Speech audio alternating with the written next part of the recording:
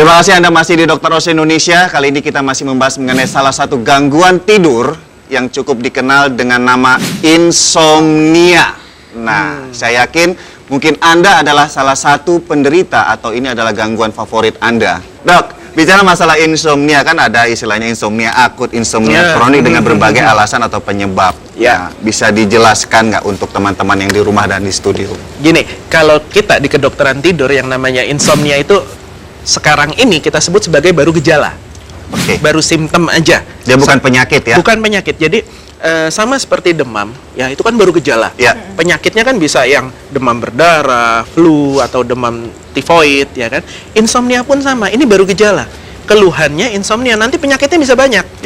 Bisa psychophysiological insomnia atau karena obat-obatan atau karena kondisi medis tertentu, ya. Atau gangguan yang lain. Misalkan gangguan irama biologis, delayed sleep phase, jet lag, shift worker. Apa? Nah, gini, jam biologis. Nah, jam biologis itu adalah apa ya? Yang menentukan. Jadi ada semacam jam di dalam diri kita yang menentukan kapan kita lapar, kapan kita ke belakang, ya kan? Kapan kita mengantuk dan kapan kita bugar, penuh vitalitas. Sirkadian tubuh. Nah, itu. Nah, jam biologis ini juga penting untuk diperhatikan pada orang-orang yang insomnia. Ya, jadi gini, banyak sekali terutama di kalangan muda ya, dewasa muda seperti yang di belakang kita ini, keluhannya insomnia. Ya, tapi diagnosa penyakitnya biasanya adalah delayed sleep phase.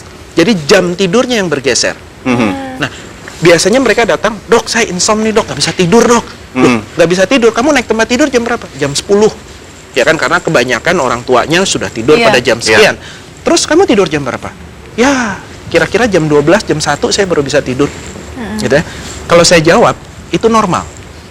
Nah, karena apa? Karena pada usia dewasa muda, jam biologis mereka baru mengantuk lewat jam 11. Masalah kebiasaan-kebiasaan yang membuat seseorang sulit tidur. Kayak menyalakan laptop atau TV. Ini kebiasaan-kebiasaan seperti ini apakah juga sebagai faktor istilahnya pastilah faktor insomnia ya, tapi ini yang masih sederhana bisa dimodifikasi atau justru seperti apa? Bahkan pada tahap yang sudah kronis, sudah berbulan-bulan pun strategi perawatan insomnia sekarang kita sebut sebagai cognitive behavioral therapy for insomnia. Jadi bukan hanya dengan obat-obatan, bahkan kalau sudah kronis lebih baik tidak diberi obat, ya, tetapi kita lakukan perawatan lewat modifikasi perilaku tidur. Modifikasi perilaku tidur. Ya, jadi ada yang namanya sleep restriction therapy. Jadi jam naik tempat tidurnya kita batasi, jam berada di tempat tidurnya kita batasi, aktivitas sebelum tidurnya kita atur, seperti itu.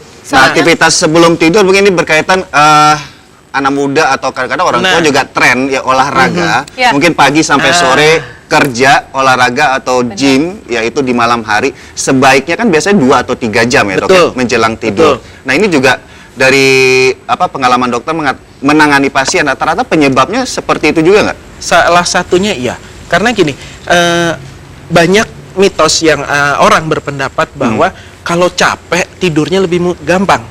Tapi ingat, kalau kita berolahraga, adrenalin kan naik, badan capek, tapi adrenalin naik, otak kita malah jadi lebih segar. Itu kalau tidurnya beberapa jam sebelum tidur, waktu tidur. Itu sebabnya tadi sudah disebutkan, disarankan selesai olahraga 2-3 jam sebelum waktu tidur. Misalnya pengen tidur jam 12 gitu. Gimana?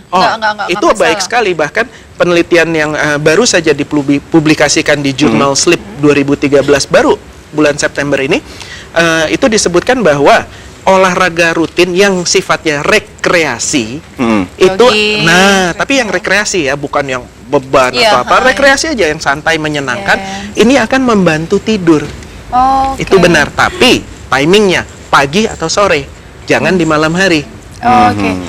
Anggap ini ada satu orang yang udah mengalami insomnia, baik itu akut maupun kronis. Kadang-kadang pasien ya sulit untuk ini termasuk akut atau kronis. Mungkin ini dilihat dari durasi. Kalau akut tuh rata-rata nggak sampai sebulan ya dok ya. Seminggu biasanya berapa kali? 2 atau 3 kali? 2 atau 3 kali masih oke. Kalau yang kronik itu biasanya sudah lebih dari 3 bulan. Berturut-turut.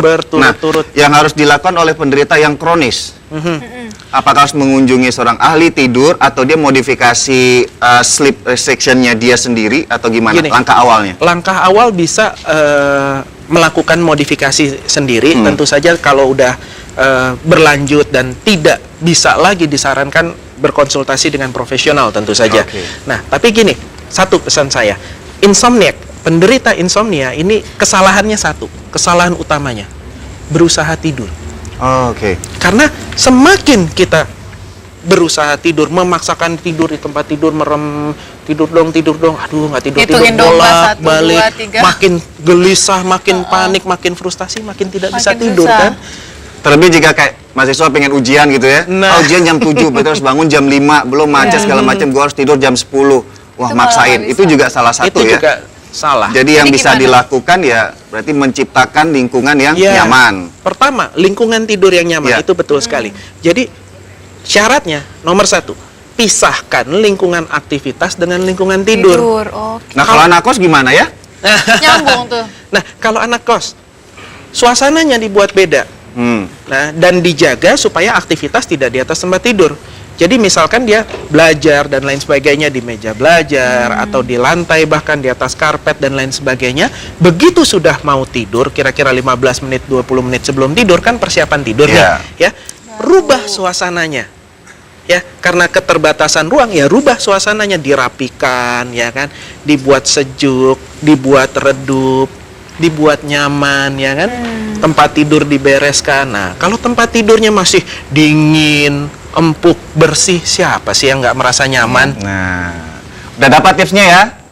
Nah, terima kasih Dokter Andreas. Beri tepuk tangan untuk Terima Dokter kasih. Andreas. Ya, bagaimanapun masalah insomnia atau gangguan tidur, balik lagi bagaimana kita memodifikasi atau memperbaiki pola tidur kita sendiri. Tapi jika ada gangguan ini terus berlanjut, segera hubungi ahli atau terapinya, ya Dokter Andreas ya. Nah, setelah ini kita akan berbicara mengenai kotoran mata. Ada apa dengan kotoran mata? Tetap di Dokter Os.